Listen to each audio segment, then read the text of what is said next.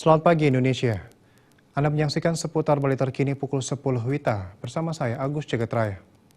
Pemirsa, terjadinya tindakan persekusi yang terjadi belakangan ini memicu kekhawatiran semua pihak. Tindakan yang meresahkan masyarakat ini sewajarnya mulai diantisipasi melalui upaya perangkat desa.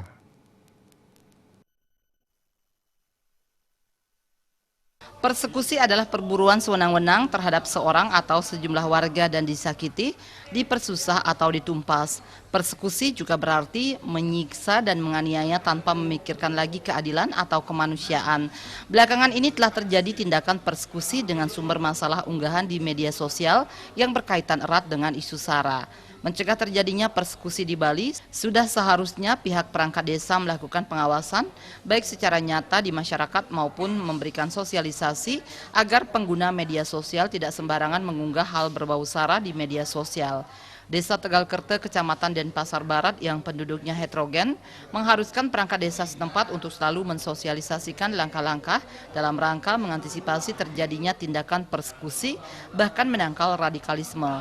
Perbekal Desa Tegalkerte, Iputu Trisnajaya mengatakan, selain sosialisasi, pihaknya juga secara rutin menggelar pengawasan terhadap penduduk di wilayahnya. Ya, antisipasinya kita hanya bisa memberikan pemahaman saja kepada masyarakat bahwa yang ada di media sosial itu jangan langsung ditanggapi.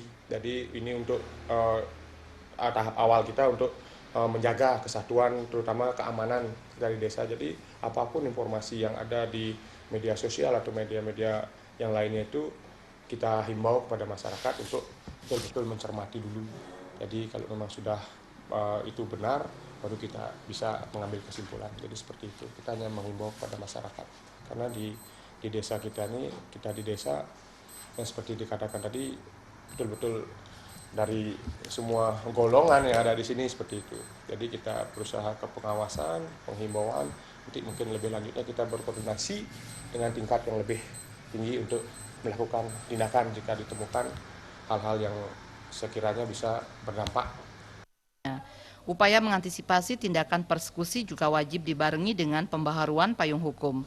Dampaknya diharapkan memberikan efek jera kepada para pelaku dan rasa keadilan bagi korbannya. Jaya dan Supiatne, Bali TV. Kami akan kembali di seputar Bali terkini 1 jam mendatang. Selamat pagi dan sampai jumpa.